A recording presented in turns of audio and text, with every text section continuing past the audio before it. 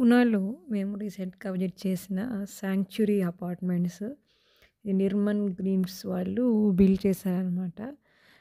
వాళ్ళ ఇన్‌ఫ్రా అంతా లోపల ఎలా ఉందో అది మనం ఇప్పుడు చక్కగా చూసేద్దాము. చాలా ఓపెన్ స్పేస్ అయితే ఉంది అనమాట. ఇక్కడ మనకు చుట్టూ ఇక్కడ బాస్కెట్‌బాల్ టోర్నమెంట్ ఆడుకోవడానికి, పిల్లలు ఆడుకోవడానికి చిల్డ్రన్స్ ప్లే ఏరియా ఇది.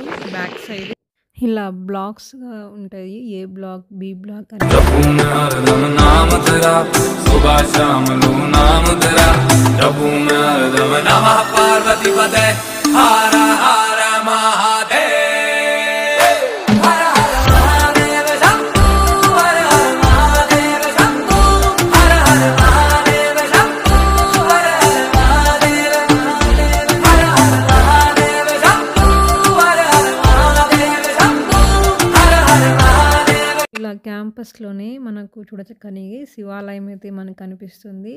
అలాగే బ్యాక్ సైడ్ కూడా ఒక బోటింగ్ పాయింట్ అయితే బ్యూటిఫుల్‌గా ఉంటుంది. మన అపార్ట్మెంట్స్‌లోంచి పైనుంచి చూసినప్పుడు కూడా. చుట్టూ వచ్చేసి కార్ పార్కింగ్. అది వచ్చేసి లోపలికెళ్ళినప్పుడు మనకి రౌండ్‌గా ఉంటదనమాట. ఇన్‌ఫ్రాస్ట్రక్చర్ పైనుంచి కిందికి చూపిస్తున్నాను. సో, లోపలంతా మామూలుగా స్క్వేర్, రెక్టాంగిల్ షేప్‌లో అలా ఉంటాయి కదా! అపార్ట్మెంట్స్ మనకి లోపలికెళ్ళిన తర్వాత కారిడార్ అంతా. ఇక్కడైతే సర్కిల్‌గా అయితే ఉంది.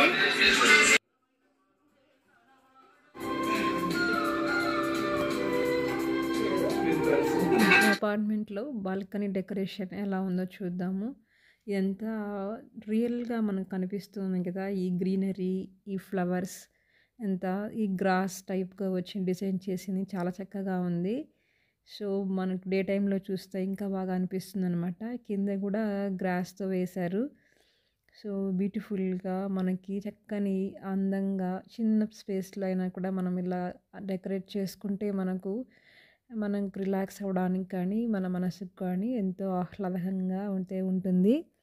ఇక్కడ స్పేస్‌లోనే మళ్ళీ అక్వేరియం కూడా పెట్టారనమాట. చిన్న చిన్న పూల మొక్కలు, అలాగే ఇలా మనీ ప్లాంట్‌తో ఎంతో డెకరేషన్ అయితే చేశారు. మార్నింగ్ టైమ్స్ చూస్తున్నాం ఇక్కడ చూడండి. ఇది అలా గోడకైతే స్టిక్ చేసేసారనమాట.